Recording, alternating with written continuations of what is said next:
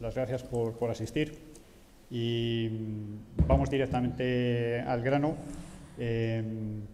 Voy a hacer una muy breve presentación de lo que es el Foro Enlaza, que arranca hoy con de las dos jornadas que tenemos previstas, con esta primera jornada de integración ferroviaria.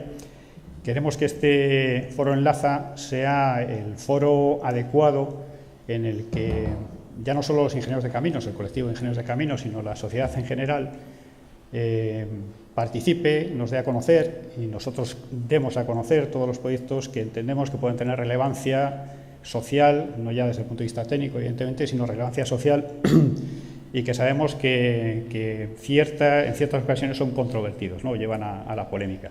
Entonces, siendo conocedores de la trascendencia de las obras que generalmente hacemos los ingenieros de caminos o los técnicos que estamos implicados en obras que al final suponen una transformación de la ciudad, lo que queremos es que haya una participación cierta de los colectivos que, aun teniendo los cauces legales que ahora tenemos de participación ciudadana o de puesta en conocimiento a la sociedad civil, sea un complemento a esos mecanismos de participación.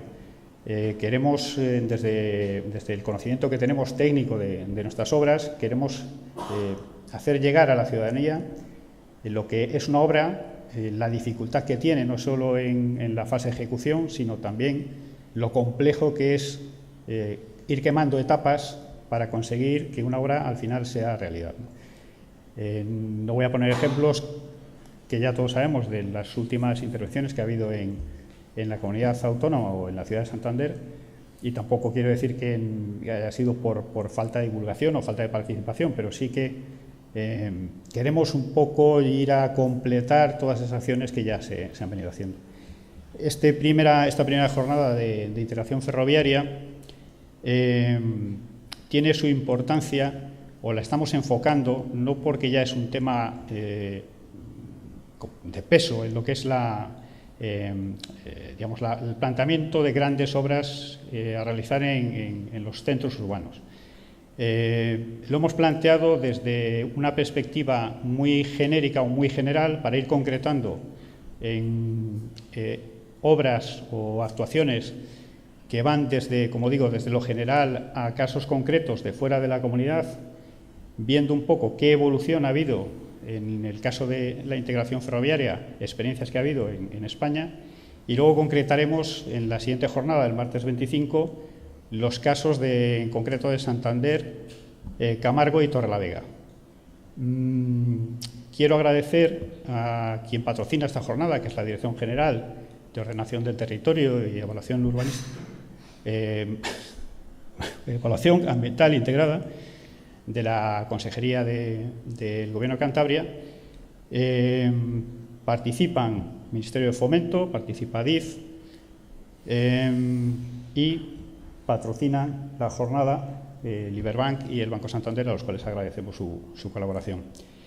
Voy a ceder la palabra a José Manuel Ombera, director general de Ordenación del Territorio, y a continuación, tras sus palabras, pasaré a presentar al primero de los ponentes, a don Miguel Aguiló, y daremos inicio a la jornada.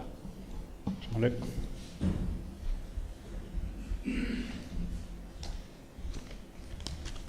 Buenas tardes. Muchas gracias, Ezequiel. Bueno, me ha encantado oír lo que has referido en relación con la participación de los colectivos, de los colegios profesionales y de los profesionales, y de esas vías abiertas a la sociedad que yo creo que son tan necesarias para el progreso de esa sociedad misma. Yo solamente pretendo dirigiros unas palabras de contextualización de estas jornadas que, como bien decía, responden a una iniciativa de la Consejería de Universidades e Investigación, Medio Ambiente y Política Social del Gobierno de Cantabria, en particular a través de la dotación presupuestaria y colaboración en la financiación de la celebración por parte de la Dirección General de Ordenación del Territorio y Evaluación Ambiental Urbanística. Contextualizarlo para que la intervención protagonista sea la de los ponentes, que es a los que todos estamos deseando escuchar. Pero sí quería deciros que, como conocéis muchos, la Consejería de Universidades e Investigación, Medio Ambiente y Política Social a través de nuestra Dirección General de Ordenación del Territorio, venimos trabajando todo lo que va de legislatura en proyectos importantes de futuro, de planificación, de dotar a la sociedad de Cantabria, de dotar de los instrumentos de planificación tanto territorial como de protección, gestión y ordenación paisajística, y que eso lo hemos hecho con una idea que ha alumbrado todo el proceso, la idea de que no es un trabajo solo de expertos, que es un trabajo de expertos, pero que es un trabajo que tiene que ser comprendido, asimilado, participado y colaborado por parte de la sociedad. Y por esa razón sabéis que hemos venido elaborando esta planificación, la planificación por excelencia en materia de ordenación territorial. Sabéis que es el Plan Regional de Ordenación Territorial, el PROT, un magnífico plan al que todos podéis acceder ahora mismo a través de la Dirección General de Ordenación del Territorio, www.territoriodecantabria.es, y en la que algunos de los aquí presentes han colaborado en su elaboración, han sido autores de partes de ese plan, otros han sido representantes de vuestro colectivo, del colectivo de ingenieros de caminos, canales y puertos, o de otros colectivos profesionales y sociales, y gracias a esa participación, gracias a abrir al proceso de elaboración y de compartición de ideas a toda la sociedad, es por lo que creo que tenemos un magnífico plan que abre la ventana, que es una ventana al futuro, pero una ventana a un futuro pensado, un futuro hacia el que queremos ir, no un futuro resultado de la improvisación, que normalmente terminará resultando en dar bandazos a un lado y a otro para seguir en el mismo punto en el que estábamos. Pues ese plan en el que vuestro colectivo ha hecho aportaciones singulares, no ya solamente para la previsión de las infraestructuras, para la determinación de cuáles son aquellas prioridades que Cantabria quiere trasladar al Gobierno de la Nación, para que el Gobierno de la Nación presupueste y desarrolle en Cantabria, sino para aquellas otras que en el ámbito competencial, tanto del Gobierno de Cantabria como de los ayuntamientos, han de ser desarrolladas en un horizonte de 25 o 30 años.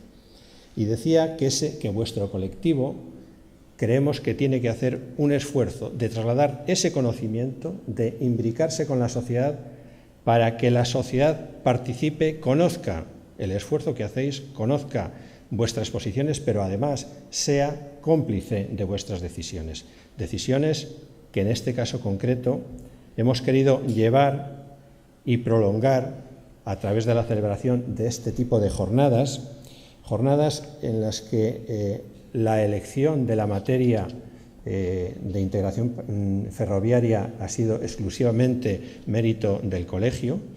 El mérito del Gobierno es, en todo caso, promover que se debata sobre ordenación del territorio, aportando el conocimiento de expertos, pero haciendo que ese conocimiento sea compartido por todos.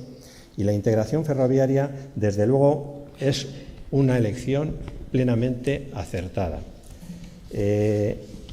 Yo creo que en este marco vamos a escuchar cosas que nos van a hacer reflexionar, que nos van a hacer cuestionarnos lo que se ha hecho, cuestionarnos algunas de las propuestas que se están haciendo, pero además nos van a ayudar a que el diseño y la ejecución futura sea mucho más conforme con el objetivo social de todos.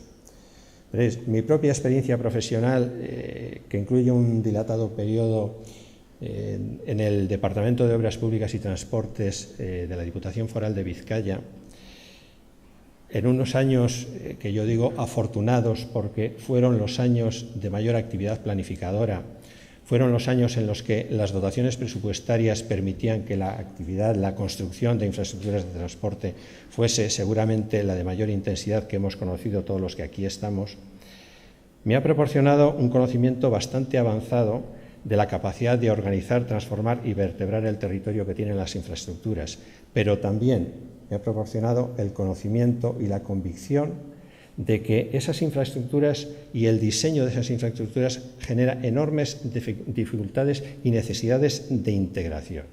Porque esa integración, que no es solamente una integración ambiental, sino también social, es precisa para el futuro.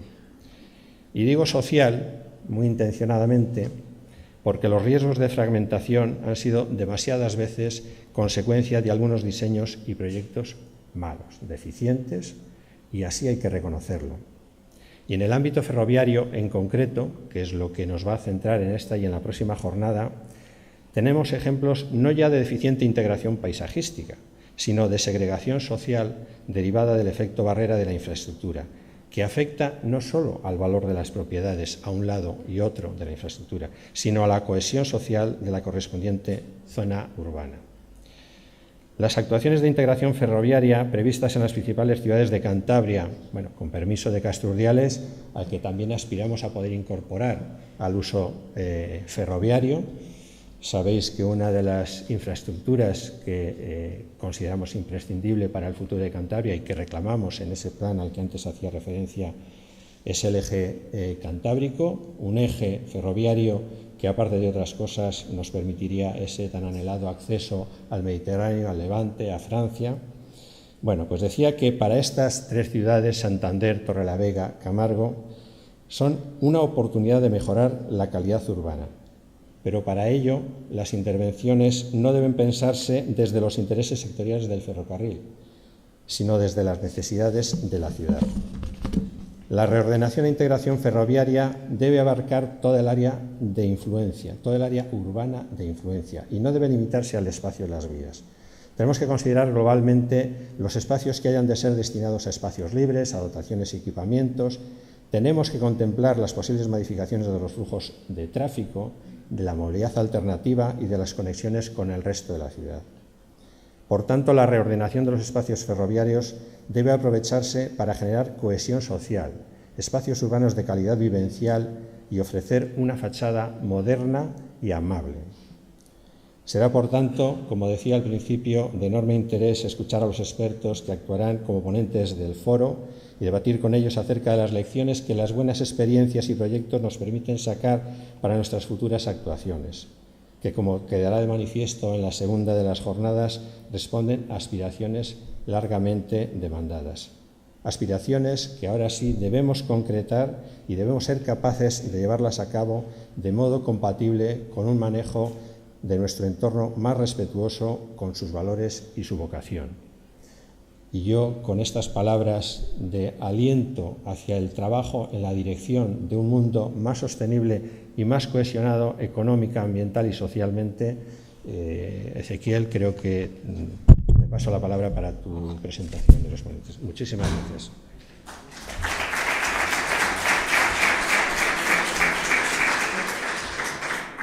Gracias, José Manuel.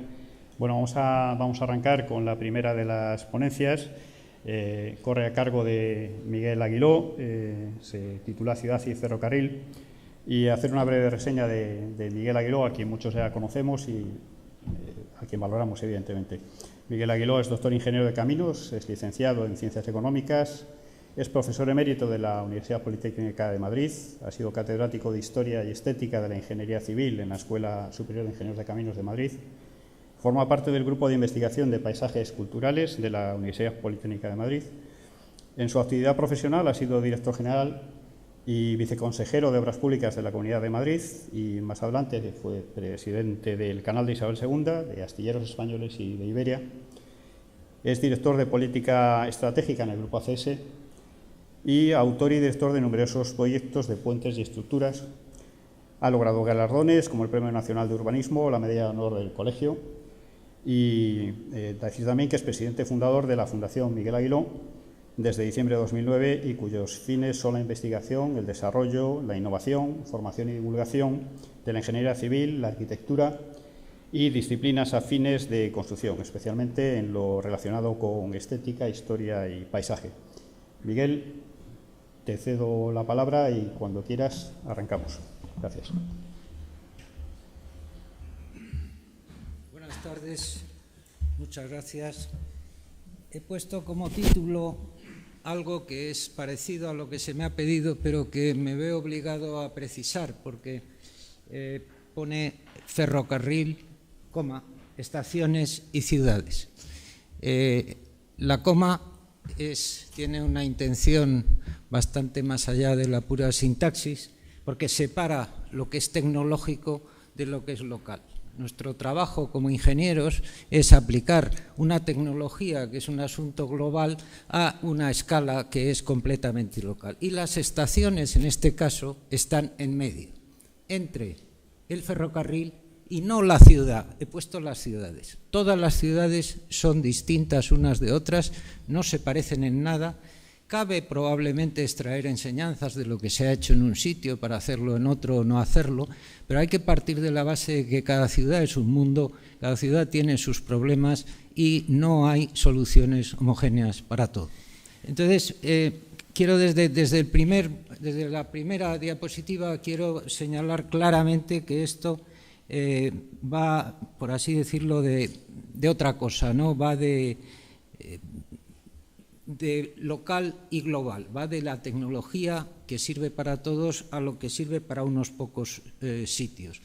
Y hay que empezar diciendo que el ferrocarril ha cambiado mucho menos de lo que parece, aunque todo el mundo pensemos que el ferrocarril de ahora es otra cosa, es lo mismo.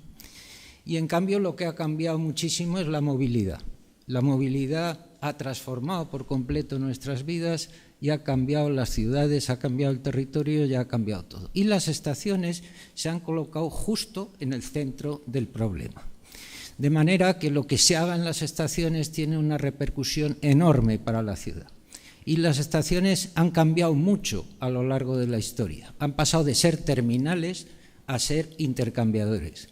Han pasado de ser edificios donde la compañía ferroviaria decía aquí termino y allá usted, y pongo una valla y usted no pasa, a sitios donde empieza de verdad la entrada en la ciudad, que es lo importante. Y las oportunidades que ofrece este asunto son de tal calibre que creo que debo felicitar a esta cosa que nace ahora, que se llama Foro Enlaza Cantabria.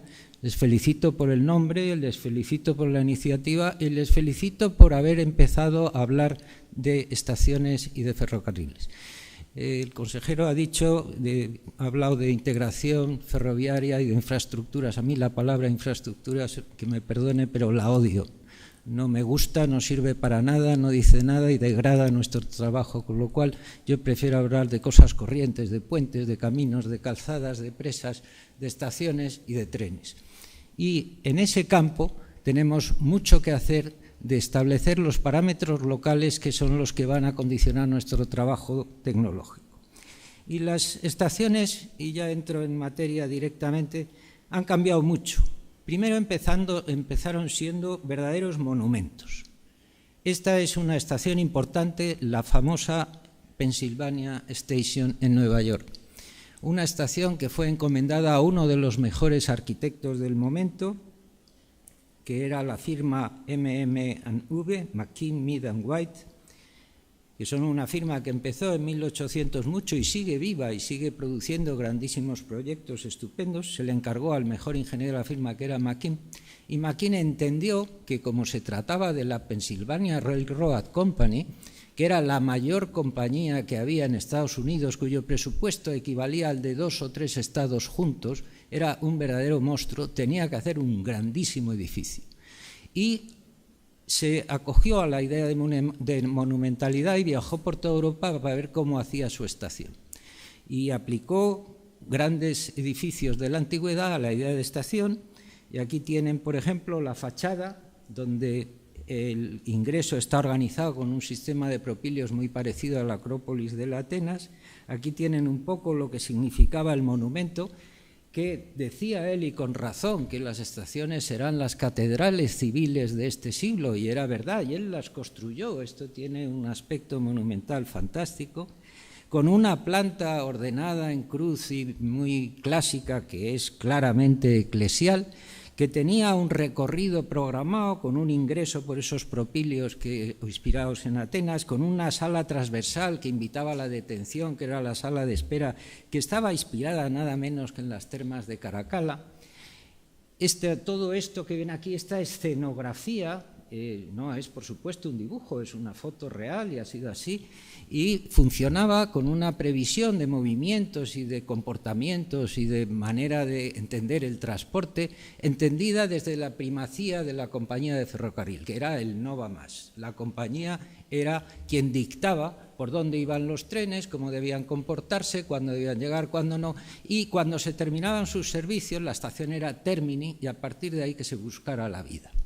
Ese concepto daba paso por estas arquitecturas tan sofisticadas y tan educadas, que son bastante cáscaras, porque todo eso que se ve es bastante escayola. Esta estructura es una estructura metálica envuelta en yesos y envuelta en tal, pero que era realmente impresionante, ¿no? Y daba paso ya al mundo tecnológico, que era esta otra arquitectura, donde está ya presente el hierro, donde salen ahí al borde las famosas bóvedas de Guastavino, esas bóvedas de cerámica maravillosas que este arquitecto valenciano pues colocó en Nueva York. Él se trasladó a Nueva York porque en su tierra, en Valencia y en Cataluña, no hacía carrera y pensó que allí la haría y se hinchó a hacer cosas preciosas en Nueva York, entre otras, rodear estas bóvedas de hierro y cristal con estas cúpulas de cerámica que eran un poco inspiradas en las bóvedas tabicadas catalanas y que dan esta escenografía tipo Piranesi, con estas escaleras que bajan a la profundidad, a los abismos de lo tecnológico. De manera que había un ingreso de alguna manera reverencial por un pórtico casi sacro, una sala de espera de detención magnífica, y se llegaba al mundo del tren, que ya era la trepidación, el mundo. Esta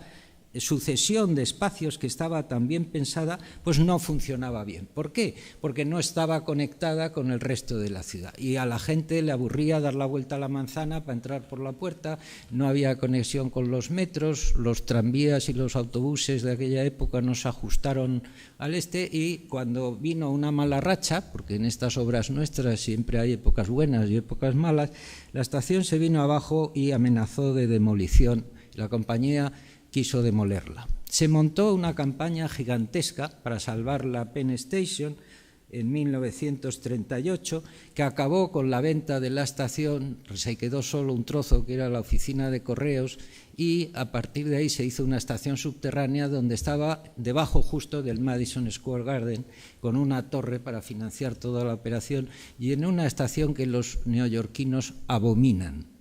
O sea, lo odian y no han perdonado nunca que la sociedad perdiera ese monumentazo, y esto dio pie a que en Nueva York se instalase toda una cultura de protección al patrimonio monumental de la ciudad. La otra estación de Nueva York, la importante Central Station, tuvo unos precedentes algo penosos también. Esta es la primera estación que hubo en el sitio donde está el Central Station, que se llamaba el Depot, el Gran Depot, que es de 1871 y que era una estación pues un poco a la francesa, con esas mansardas, y los trenes salían y entraban en superficie, de manera que el ferrocarril se englobaba en una cáscara de respetabilidad que era estación, y dentro las estrellas eran los trenes. Los trenes estaban consagrados dentro de ese espacio mágico que era la gran bóveda, que a los ingenieros nos gusta tanto y a los arquitectos también, el juego del hierro con el cristal que puso en marcha el Crystal Palace y que luego se aprovechó poco a poco en todo el mundo a través de las estaciones de ferrocarril y que todos hemos teorizado y conocemos también. Pero lo importante de esta imagen es que el rey es el tren, el rey son los vagones y las locomotoras. Pero el problema está en que salían a nivel de la calle y empezó a haber muchísimos atropellos, muchos problemas, muchos humos, muchos accidentes. Y eso generó un descontento con el ferrocarril y la ciudad que planteó muchos problemas a la compañía. La compañía tenía algo que ya se ha olvidado, pero que conviene que se recuerde, que son esas verjas, donde separaban lo que son los viajeros de lo que era el elemento sagrado de la composición, que eran los trenes. Había una policía que se cuidaba, que ahí se ve, que se cuidaba de que los trenes no fueran asaltados por los viajeros nada más que cuando conviniera. y había mucho respeto. De manera que el espacio y el volumen y la atención dedicada a los trenes multiplicaba con creces a la dedicada a los viajeros. Y los viajeros se sublevaron. Hubo verdaderas revoluciones, artículos en la prensa, la gente aprovechaba para meter mano a quien podía por allí, hubo algunas escenas de abuso, hubo algunos asesinatos encubiertos por la multitud, hubo una serie de desgracias que no quiero detallar, no quiero entrar en mucho detalle, pero que motivaron el que la estación cogiera el marchamo de ser inservible, de ser un descrédito para la ciudad. Eso fue la clave de su... Entonces la compañía decidió un enfoque completamente nuevo y se buscó a un individuo que se llamaba Bilgus, William Bilgus, un ingeniero que nació en 1865 y murió en 1949, que tuvo una visión absolutamente nueva, distinta y radicalmente cambiante del asunto, y que se dio cuenta de que tenía que meter los trenes para abajo para que no molestaran a la ciudad y dejar a las personas arriba y hacer todo el esplendor de los espacios arquitectónicos para los viajeros y dejar a los trenes metidos en sus tubos para que no molestaran. Eso, claro, no era posible si no se electrificaban. Bilgus movió las cosas para que la electrificación de los trenes avanzase mucho más rápidamente de lo que estaba avanzando, lo consiguió. Había que conseguir una montaña de dinero para meter todo esto debajo. Piensen que esos puentes que parece que hay ahí son las calles de Manhattan. O sea, aquí abajo tienen lo que ocupa la estación y estas son las famosas calles y las avenidas que van en el otro sentido. Ahí lo tienen, Madison Avenue, y aquí está la Park Avenue, aquí debajo, y todo eso es la playa de vías, y arriba es donde sobresale la estación, que es ese espacio pequeño que hay exactamente, a ver si me funciona esto, no sé cómo se hace, pero si yo pusiera aquí un dedo, debía ser, bueno, es igual, ahí lo tienen. Entonces, lo que Bilgus inventó es que, además de meter los trenes debajo, había que hacer que la estación fuese como una máquina de circulaciones, un sistema fluido donde no solo se movieran los trenes, sino se movieran las personas y se movieran los vehículos que las traían y los llevaban. De manera que generó un espacio fluido de comunicación entre viajeros y trenes que valió el que la estación fuese admirada por todo el mundo y copiada por todo el mundo. Y empezó a verse, a aparecer rampas que manejaban tanto los autobuses urbanos como las personas que viajaban, como los trenes que se ven abajo, en una arquitectura todavía, discúlpenme la palabra, preñada de elementos monumentales, como son los que se ven ahí, una arquitectura que no le ha gustado nunca a ningún arquitecto, pero que ha sido la delicia y que ha convertido a la Central Station de Nueva York en el monumento más visitado de la ciudad y el que más películas ha traído y el más, cuya imagen más representada ha sido a lo largo de la historia, pero que los arquitectos siempre han despreciado porque no tenía la pureza arquitectónica que ellos consideraban que debía de tener. El caso es que el concepto de estación que inventó este hombre era bastante caro de construir, porque había que meter los trenes abajo y eso no hay quien lo financie así por las buenas. Y entonces a él se le ocurrió una idea que ahora nos parece obvia, pero que fue él el que la puso, que era vender los derechos de vuelo. Entonces, en Nueva York, todo suelo, toda parcela tiene derecho a construir encima de ello, pues según pague. Si paga mucho, construye 300 pisos, si paga poco, construye 8. Y esos derechos de vuelo son comercializables. Entonces, yo puedo concentrar derechos de vuelo en una parcela y dedicar las otras a otras cosas. Y él lo que hizo es ocupar las parcelas por abajo, pero vender los derechos de vuelo por arriba. De manera que todo esto se llenó de rascacielos que pagaron para que Bilgus pudiera hacer los túneles y la estación y pudiese electrificar los trenes. Y construir este espacio, que es ya el espacio mítico de la estación, que es un gran vestíbulo donde el protagonismo recae en los viajeros, recae en la multitud. Y se empezó a hablar entonces de una estética de la multitud donde lo importante de verdad eran los viajeros y lo de menos los trenes. Y a los trenes se accedía por unos subterráneos, que los veis aquí, son como andenes de metro. Aquí hay una clave ya importantísima. Uno bajaba a uno de estos andenes tanto para ir a Brooklyn, que estaba al lado, como para ir a la costa oeste americana. O sea, no hay una separación de estaciones, aquí cercanías, aquí larga distancia, aquí AVE y aquí FEBE y aquí Renfe. No. Mire usted los trenes, todos que vayan por sus tubos. Y los que tienen derecho a disfrutar de todo eso conjuntamente son los viajeros. Esto nos parece ahora todo una obviedad, pero dicho cuando se dijo, era una cosa completamente rompedora y fascinante, de manera que, claro, la gente empezó a mirar aquello como una verdadera novedad, ¿no? Y empezó a vivirla pues de una forma que realmente cambió el mundo. Tiene una magia este espacio, de manera que la gente que se mueve nunca se arremolina, nunca forman colas, es un movimiento constante, fascinante, que da vida a ese espacio y le otorga su grandeza y le otorga su razón de ser.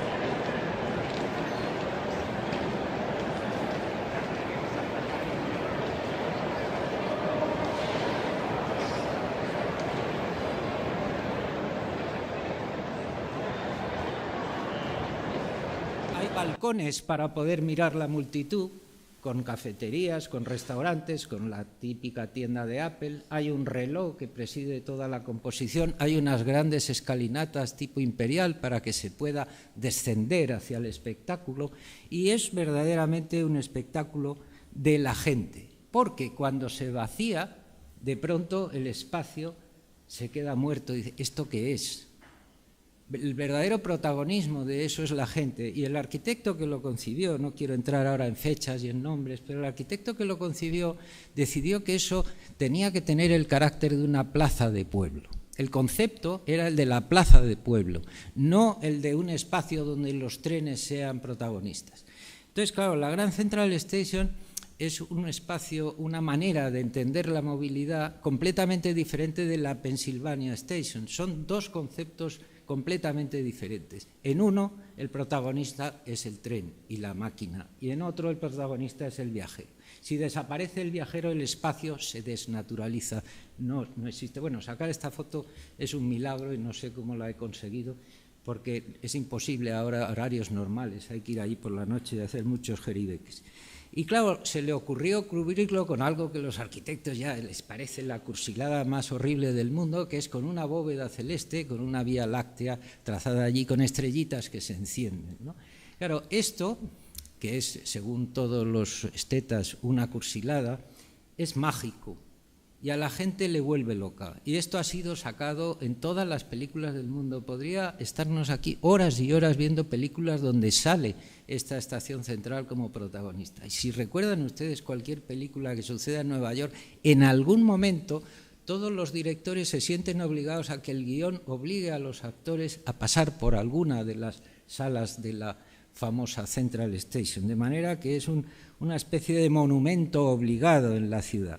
Y tiene todo tipo de connotaciones míticas, pues como decía antes, el famoso restaurante que está allí, los supermercados, los corredores que tienen al paso para que la gente cuando se va a su casa a descansar después del trabajo, pues vaya ya con la compra hecha. Tiene los famosos bares y restaurantes como el famoso Oyster Bar, también con las cúpulas de Guastavino. Estas cerámicas que ven tan preciosas son las de Guastavino, que también hizo unas actuaciones importantes en la Central Station, los corredores, la famosa torre de la Panam que se llamaba ahora, que ahora se llama MetLife, construida encima justo de la estación con las rampas de entrada. Todo eso se ha convertido en un espacio mítico y la Central Station, como decía, no solo ha perdurado, sino que se está constantemente ampliando. A pesar de todo, cuando llegó la crisis, los propietarios del ferrocarril quisieron derribar la estación para dejarla subterránea y construir encima otros rascacielos. Les evito el poner aquí la serie de propuestas que hubo de los grandísimos arquitectos, que todas consistían en unas extravagantes torres encima justo de estos vestíbulos. Pero se movilizó un grupo de gente bastante famoso, entre ellos estos 4 personajes, que vale la pena recordar quiénes son, que los he puesto ahí debajo. Lo que pasa es que no se lee bien porque está un poco bajo, pero les digo quiénes son. A la izquierda es Ed Koch, a la izquierda es Philip Johnson, el famoso arquitecto que estaba en todos los ajos de lo que pasaba en Nueva York. A su lado está Jacqueline Kennedy, que se movilizó decisivamente en soporte de la Central Station. La que está a su lado es Bosch Mierson, que fue Miss Estados Unidos en no sé qué año, y a la derecha del todo está el alcalde Ed Koch, que es este hombre que hay aquí a la derecha, y estos cuatro consiguieron un movimiento, llevaron el tema a los tribunales, consiguieron un montón de fondos, y en una pelea que duró 15 años consiguieron que no se derribara la estación. Fue una lucha épica. Un día, si quieren, se la cuento, la he contado ya en algunos sitios, nos llevaría demasiado rato, pero consiguieron por una victoria pírrica decir que los derechos de disposición que da la propiedad de las cosas no son tan amplios como para derribar algo que ya es de todos, ¿no? Esa es un poco la síntesis de lo que ocurrió y salvaron la estación. La estación se caracteriza por algo que es absolutamente fascinante. Se puede entrar por 1000 sitios. En muchas estaciones, a la Renfe y a las compañías ferroviarias de todo el mundo, no quiero criticar especialmente a las españolas, les gustaba mucho cerrar la estación. Hemos visto las verjas y hemos visto los policías y la estación en un momento dado se cerraba. Bueno, pues en esta estación se entra por todos lados. De manera que, claro, el que tiene el trabajo por aquí, pues entra por esta puerta, el otro por allí. Entre esta puerta, que es la principal, y aquella, el pasadizo de allí, puede haber 600 o 700 metros, ¿no? Como la gente que viaja todos los días ya sabe en qué andén está su tren, pues ya va por otro lado, por otro camino. Se puede entrar haciendo la compra, se puede entrar un día rápido salvando los pasadizos donde hay gente y entrando por otra puerta que hay menos gente. Y la estación se convierte en algo enormemente permeable y muy imbricado en la vida de la gente de la ciudad. Con las posibilidades que nos da esa tecnología que es global, se decidió aplicarla en Nueva York, y ahí me vi yo involucrado también en mi empresa, en ACS, que hicimos un gran túnel por debajo de Park Avenue para cruzar el río el río East, el que está en el este de Manhattan, por otro sitio, por otro túnel nuevo. Cruzan a la altura, un poco más abajo de Queensboro, cruza por ahí, se mete por Calle Avenue y con 2 túneles llega justo debajo a Central Station. Y ahí debajo, aquí tienen un poco el esquema, se ve en la parte de abajo, allí en la planta se entiende menos, pero la de abajo se entiende muy bien, los niveles superiores de metro sur, de metro tal, de metro norte, la Park Avenue, los túneles que se han construido debajo, a 140 pies de distancia de la esta, que son unos 3 por 4, 12, unos 40 metros de abajo, y se ha construido unos vestíbulos ahí que dan entrada nada menos que a 2, 4, 6, 8 líneas de ferrocarril, con otro vestíbulo inferior, pero el acceso es por el gran vestíbulo central con su bóveda, que es de todos y que es la Plaza del Pueblo. La conquista de esa plaza ha tenido que subordinar todas las actuaciones posteriores que se han hecho, y es la clave de que nadie haya protestado por las obras de los túneles, de que nadie haya protestado por los sobrecostes que esto ha tenido, de que nadie haya protestado porque haya obras por toda la ciudad y haya problemas y follones,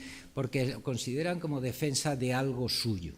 Entonces, estas cosas no se hacen porque sí, se hacen porque implican el soporte del ciudadano. Si se hacen para él, el ciudadano acaba apoyando lo que se hace. Y ese punto de partida es básico para cualquier actitud de reforma de cualquier estación. En Nueva York el problema es muy distinto en la otra estación importante que se ha hecho, porque está ligado al recuerdo, está ligado a la memoria del gran desastre del 11 de septiembre y está ligado a un sistema de 2 estaciones que hay muy cerca de la torre que se derribó y de el actual World Trade Center, que son el Fulton Center y la Path Station. La Path es un sistema de ferrocarriles de cercanías y el Fulton Center recoge todos los metros de Nueva York. Y por debajo de este gran monumento de Calatrava hay un sistema de corredores y de esto que flexibilizan enormemente los transbordos y hacen que la vida de los commuters neoyorquinos sea mucho más fácil. Pero la estación en sí no es el óculo de Calatrava. Pero, sin embargo, esta foto, donde se ve aquí el foso primero del recuerdo, luego lo que es la vida de los árboles y detrás la ciudad, con esa especie de grito desgarrador de ese pájaro que está ahí, pues realmente es muy hermosa, pero no es propiamente una estación. A mí me gusta el edificio, me gusta cómo ha quedado, pero cuando se habla de él hay que hablar inmediatamente de esta torre, que es la más alta de Nueva York. Recuerdo que hace poco se quiso hacer otra más alta y la ciudad prohibió a la nueva torre que fuera más alta que esta. La ciudad prohibió que se cargaran la idea monumental de que esta torre del recuerdo de lo que ocurrió allí era la más alta y le hizo bajar altura. Son cosas importantes que parece que no tienen, qué bobadas, ¿no? Estas cosas culturales son bobadas, pues son las bobadas que permiten hacer las cosas grandes, ¿no? Y lo que ha hecho allí Calatrava pues está muy bien, pero no, aunque pretende tener la riqueza espacial que tiene esta, pues como filigrana, está muy conseguida, y luego tiene por abajo, tiene unos hallazgos que nadie conoce y que son estupendos y que están muy bien resueltos, pero todo ello es demasiado tributario de las bellezas tecnológicas del arquitecto y del ingeniero, ¿no? Yo en esto quiero ser muy, muy prudente, porque yo toda mi vida he dedicado al estudio de esto, pero me doy cuenta de cuando los técnicos nos separamos de los ciudadanos y nos metemos en nuestros propios mundos, y lo que hacemos fascina, pero no se está muy claro si está o no al servicio de quien lo tiene que usar, ¿no? No hablaré más de Nueva York, pero voy a pasar a Londres. Londres, que fue denominada con acierto la ciudad del ferrocarril, es una especie de caja de sorpresas donde hay montones de estaciones, y esas estaciones de alguna manera ordenan la ciudad. Ahí ven una línea amarilla, que es lo que le llaman la Circle Line de metro, y todas las estaciones son esos puntos que están ahí numerados, que llegan ahí y se conectan a través de ese. De manera que las autovías de entrada a la ciudad son los ramales de ferrocarril, y que la M30 de circunvalación es la Circle Line que cubre todas. Y las relaciones de todas esas estaciones con el interior de la ciudad se operan por la red de metro, que actúa como la red de calles secundaria. En Londres el coche ha sido siempre tratado mal, ha sido obviado, ha sido evitado, y siempre se ha apostado por el ferrocarril. Y lo que se ha hecho con las estaciones es importantísimo, y lo vamos a pasar revista muy rápidamente.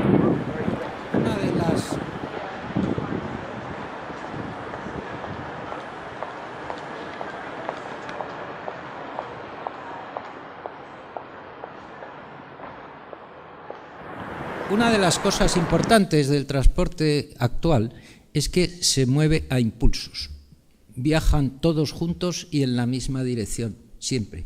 La movilidad actual son como flujos condensados, ventanas de trabajo y horas de inactividad. Eso somete a una tensión a las estaciones y a los sistemas de transporte gigantesca, pero es como funcionan las ciudades y es a lo que tenemos que hacer caso. Y se ha resuelto de 1000 maneras diferentes. Pero se ha resuelto con una circunstancia lateral que es importantísima. Aquí tienen, por ejemplo, la estación a la izquierda de St. Pancras y a la derecha de King Cross.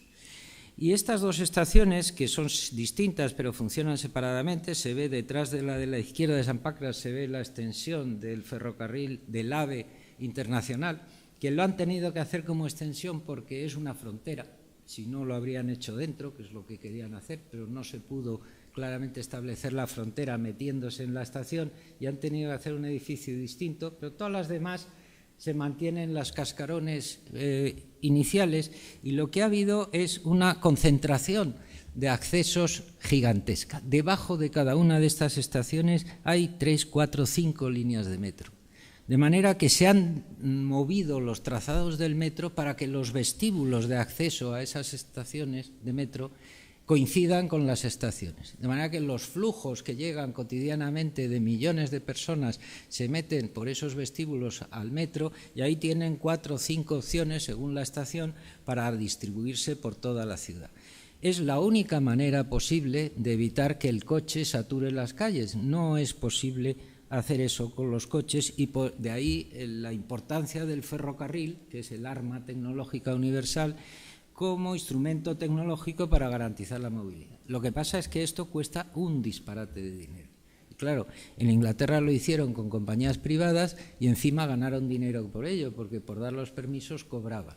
Y claro, tiene sus peculiaridades y sus cosas, pero salió un sistema muy atractivo y muy interesante, con una serie de soluciones estructurales fantásticas. Me detengo brevísimamente en esta rotonda que han hecho ahora en King Cross. Les recomiendo que si van a Londres no dejen de visitarla, porque es un compendio de ingeniería donde tienen ahí a Nervi, tienen los rombos y las estructuras de un Slide, o los fluidos viseras de un Torroja, o los árboles estos que también de fundición hizo Slide, o los trencadís que ha hecho Calatrava.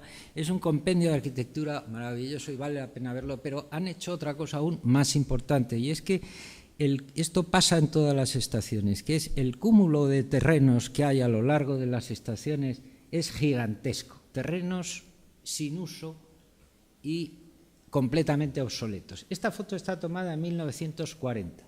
O sea, justo antes o cuando acababa de empezar la guerra, todavía Londres no había sido empezado a bombardear, y da idea de la cantidad de espacio que utilizaba el ferrocarril en situación de centralidad en la ciudad. Fíjense todo lo que hay ahí.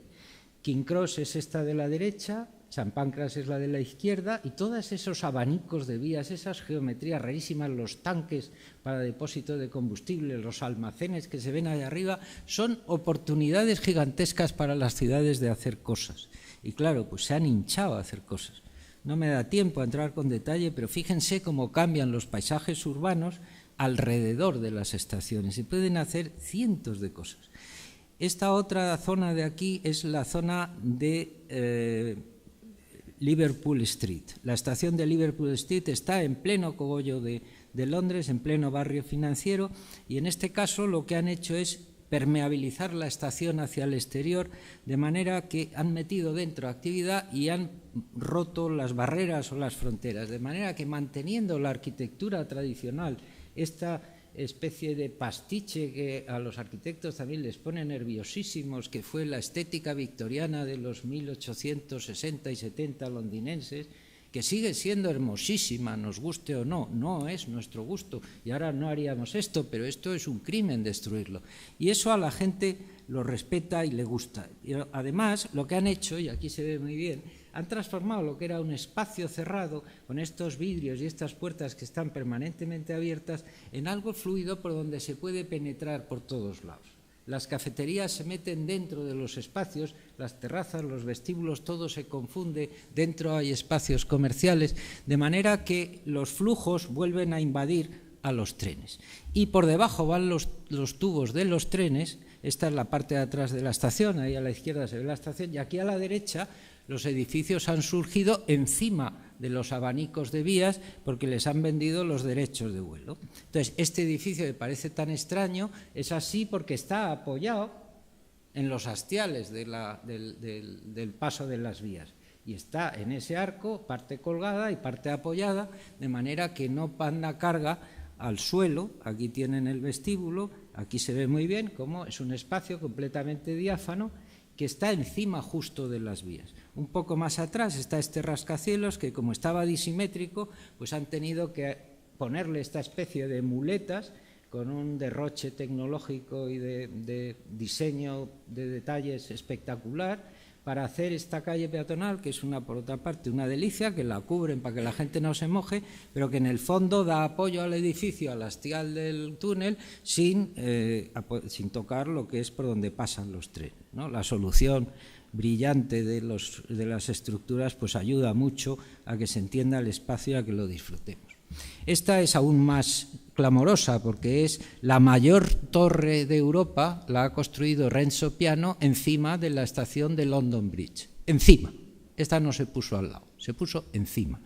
Y fue lo que financió el enorme trabajo de la estación de London Bridge. Aquí tienen las vías, ahí se ven las vías, el puente de la torre, las vías de la estación y el Shard, que es el rascacielos de Renzo Piano.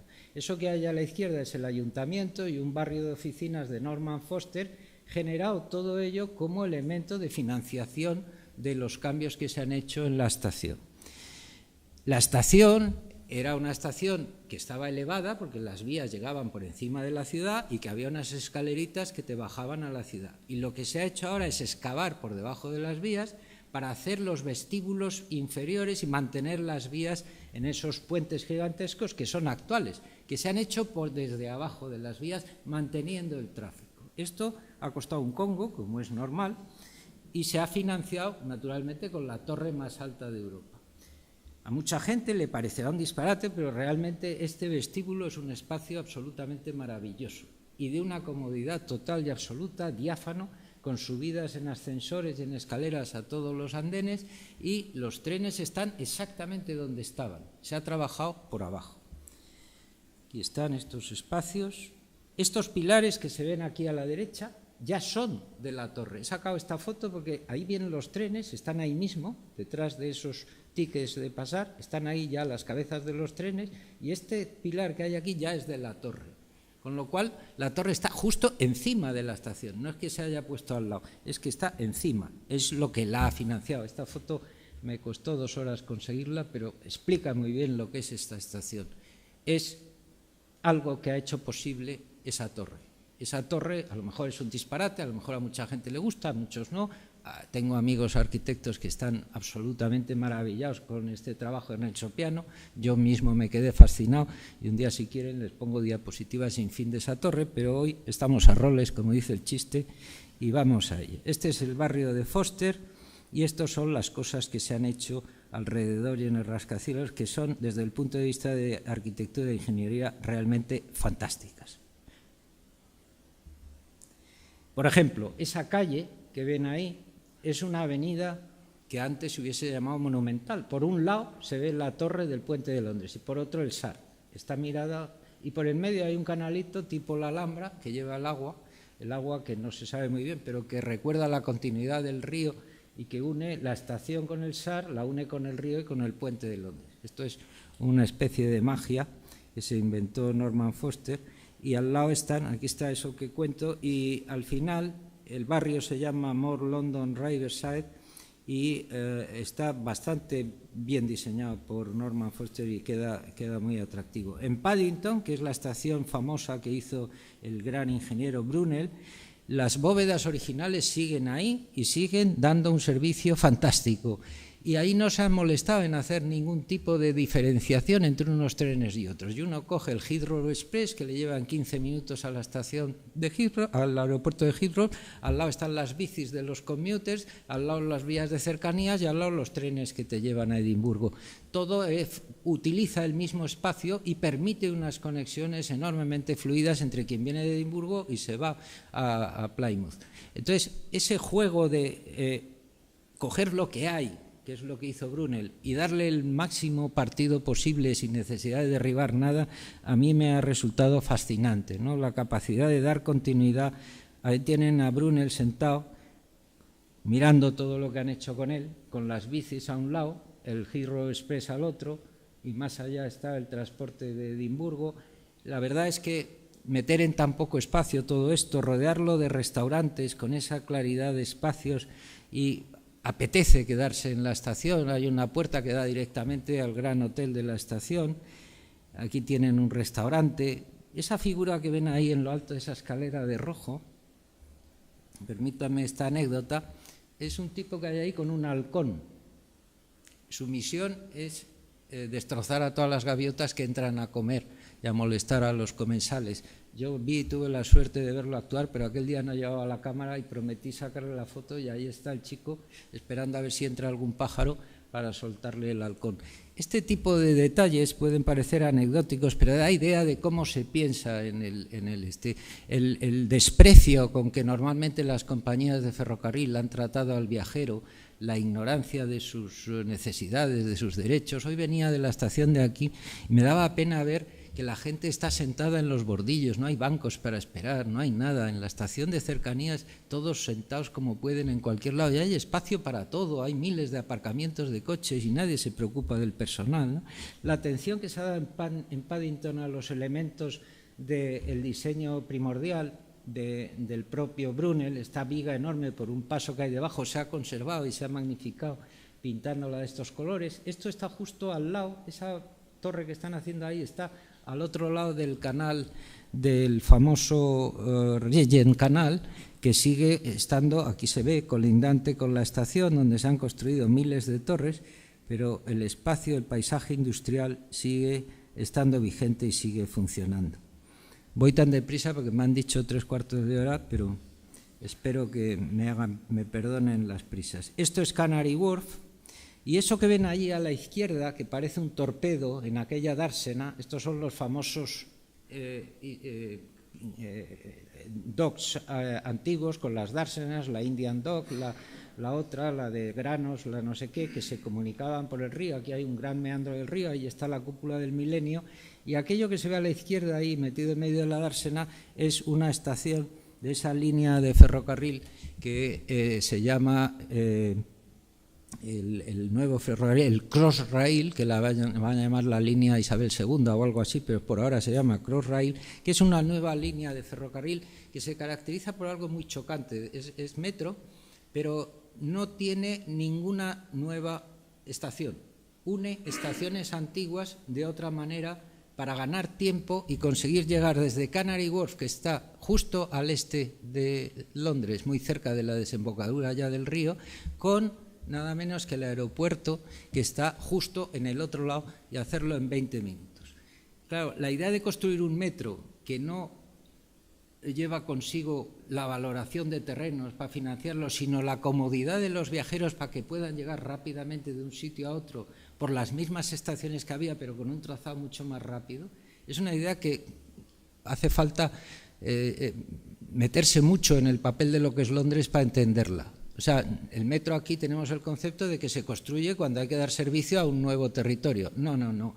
Aquí se trata de dar servicio de verdad más rápido y más eficaz a lo que ya está en la ciudad, para que no necesite echarle horas y pueda ir rápidamente y no tenga que usar el coche, ¿no? La estación está construida encima del agua, abajo tienen la estación, todavía no ha llegado la Crossrail allí, pero ya está preparada, unos vestíbulos de tiendas, de restaurantes, no sé qué, y arriba un jardín, todo ello en medio del agua.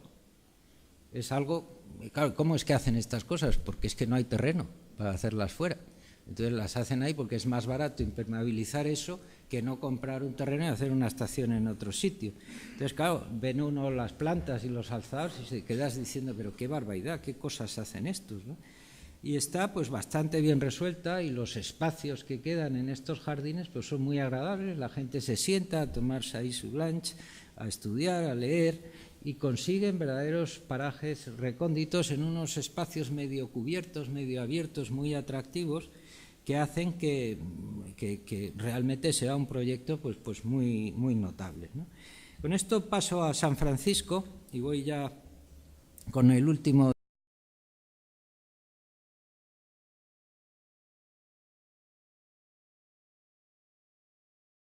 De 800.000 habitantes más o menos, pero tiene un territorio, abarca un territorio enorme, fuera de sus límites administrativos, por supuesto, que más o menos totaliza unos 7 millones de personas, en un territorio enormemente disperso, donde el problema está en que se sigue utilizando fundamentalmente el coche, el automóvil. Y han decidido que eso no tiene futuro porque no se puede seguir creciendo, porque los automóviles sencillamente no caben en la ciudad.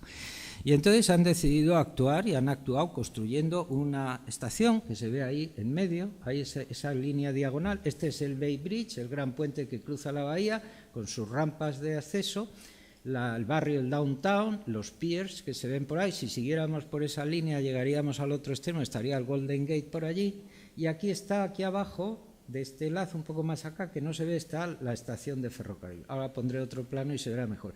Y ahí hay una diagonal que se ve así al lado de esa torre grande, que es la nueva estación que llaman Transbay Center, Transit Center. Entonces, aquí están los juegos de dimensiones que se manejan ahora con este tipo de cosas, que son espectaculares. La torre del Golden Gate la tienen a un lado, la famosa pirámide de la Transamerica Pyramid, la torre Sutro y la nueva torre de Salesforce. Salesforce es una empresa fabricante de software que ha hecho esta enorme torre, que es la más alta de todo el oeste americano, y ha hecho debajo, justo al lado, perdón, ha hecho esta estación que tiene 1.500 pies, 450 metros de largo, tiene 5 pisos de altura y tiene trenes, autobuses, tiendas y un jardín encima. Aquí se ve en planta, tiene la ventaja de que no impide que el paso de las calles, se ve perfectamente cómo las calles se continúan, ese es el parque, ese que aparece ahí en diagonal, esa se ve la torre en Escorzo, la gran torre que ha financiado toda la operación, aquí hay otra torre que se ve la sombra de viviendas y está en pleno centro de San Francisco. La ciudad ha decidido construir un jardín gigantesco que la ciudad no tenía. Y para ello no han dudado en coger la estación que tenían aquí retirada, la estación, como todas las estaciones antes, se quedaba al borde de la ciudad y se la han llevado al centro de la ciudad. Y han cogido la estación de autobuses que estaba allí, donde pone allí Temporary Bus Terminals, el punto rojo, y se la han metido también en la estación. De manera que es una estación con varios pisos, el piso de abajo tiene el ferrocarril, que todavía no ha llegado, el piso de nivel calle tiene los transportes metropolitanos, el autobús y el tranvía que llegan por allí, el piso número 1 tiene los autobuses interurbanos que llegan por las rampas estas que se ven del Transbay Bridge, que es el Bay Bridge y los espacios intermedios que quedan pues son para acumular autobuses, para acumular los trenes en los transportes de cola, y la estación antigua la van a trasladar exactamente a aquel lugar nuevo. De manera que la operación ya no es transformar una estación, sino mover de sitio la estación hacia el centro de la ciudad y hacer una estación que es completamente de uso cotidiano. Es decir, ellos la están movilizando porque se trata de la llegada de la alta velocidad a San Francisco, que en principio va a llegar a Los Ángeles. Pero la alta velocidad en ese país se tiene que financiar. No hay impuestos que la financien, se financia por sí misma. Y para financiarse por sí misma tiene que buscar los clientes y llegar al centro de la ciudad y tener tiempos de viaje realmente atractivos. De manera que han decidido que la manera es colocar la ciudad justo debajo de los grandes rascacielos. Y no han dudado en dar permisos de construcción para construir esta terminal. Por otra parte, una terminal enormemente atractiva para todos los técnicos, para los ingenieros, para los arquitectos. Fíjense cómo la han construido, esta especie de mallas que le envuelven y que la dejan permeable por abajo para la entrada a la ciudad y permeable por arriba con ese jardín gigantesco. Y las mallas que tienen un efecto como mágico de entrada de la luz, pero dejan ver la transparencia de la ciudad y permiten que no sea un edificio cerrado lleno de humos, pero a la vez abierto a la ciudad, pero sin molestar para que no se vean los autobuses. Es algo realmente muy, muy bien tratado, muy bien diseñado, que no se sabe todavía cómo esto se ha inaugurado. Tienen la primicia, se ha inaugurado yo estaba en San Francisco, he vuelto hace una semana y esto se ha inaugurado cuando yo estaba allí, o sea que se ha ido a inaugurar hace 20 días, una cosa así, y realmente los sanfranciscanos están absolutamente encantados con este regalo que les hace la ciudad. Los autobuses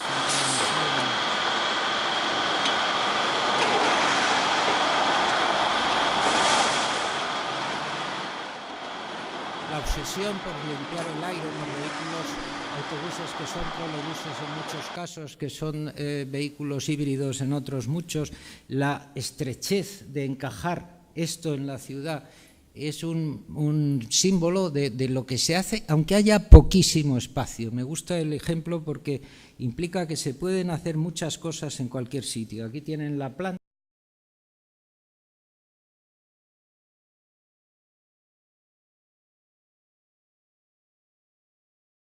Vestíbulo inferior que permite traspasar de estación a estación y que hay unas cuantas tiendas, el nivel de calle, el nivel de autobuses y arriba lo que es el parque. Han tenido un cuidado especial en vincular las plantas superiores con las inferiores de manera que se advierta muy bien la unidad del edificio. Ha sido una obsesión de diseño.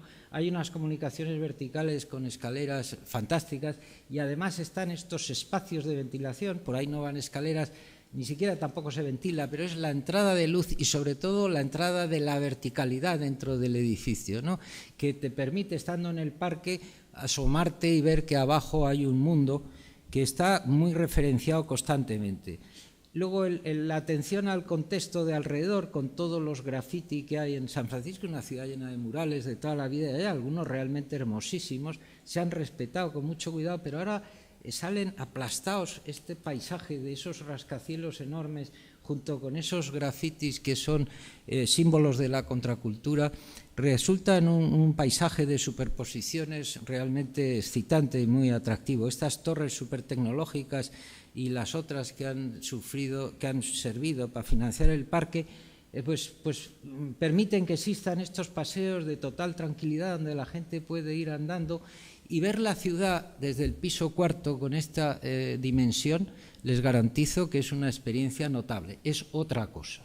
No es una ciudad como se ve desde el suelo con el ruido de los coches. Es otra manera de entender la ciudad, donde todo tiene otra visión, donde las cosas adquieren una plástica distinta. Este es el puente que han hecho para la entrada de los autobuses a la estación. Estos son los paisajes a los que me refería, ¿no? La visión que hay desde 3 pisos de altura o 4 pisos de altura de la ciudad, con estas especies de rendijas y de pasajes que hay entre los edificios que se ven casi en alzado y superpuestos unos con otros, da una sensación de pertenencia a ese espacio que de pronto no se te vuelve agresivo, sino que estás en otro mundo con un montón de incitaciones estéticas interesantísimas. Jardines que han hecho con mucho cuidado, han cuidado muchísimo los jardines en cada sitio. En el sur hay un jardín que es tropical con tal, en el norte hay un jardín medio atlántico, en otro medio pacífico.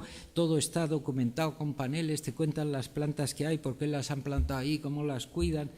Es fascinante que todo esto lo hayan hecho en nada, en un par de meses han hecho este jardín, pero debían llevar muchos años programándolo. La sensación que tiene uno de estar ahí al cabo de un rato, estas fotos están hechas, me parece que llevaba el parque abierto 4 días, nada más que 4 días. Y la gente ha tomado posesión de ese parque con una especie de dedicación como si fuera suyo de toda la vida. Es algo apasionante verlo, ¿no?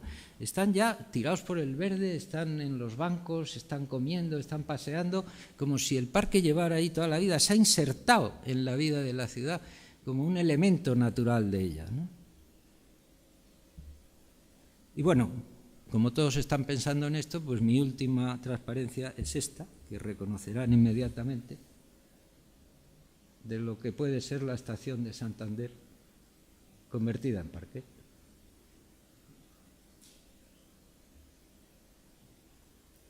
Esto es un ejercicio tonto, hecho en 5 minutos en el Google Earth, con mis amigos que son muy buenos manejando esto, pero la potencialidad que tiene este gigantesco espacio de la estación de Santander, pues me invita, lo pongo otra vez por si quieren, es que la centralidad de ese espacio y cómo esa parte de la ciudad que está completamente desgajada se puede integrar con la otra, hay espacio para hacer 27 estaciones debajo. 27, no 1, ni 2, ni 3, 27. Claro, la ciudad tendrá que optar en algún momento por qué quiere hacer ahí. Y claro, empezarán las grandes voces a discutir. No queremos torres, sí queremos torres. No, lo tiene que pagar el Estado, no lo tiene. Pues la ciudad tendrá que pringarse, tendrá que discutirlo, tendrá que decir si quiere tenerlo rápido o prefiere seguir mendigando al Estado a que le dé dinero. ¿Llegará el AVE? ¿No llegará el AVE? Yo no lo sé, no sé por dónde vendrá, ni si dejará de venir, pero lo que sí sé con toda seguridad, se lo brindo a ustedes, es que una estación es una oportunidad gigantesca para una ciudad. Muchas gracias.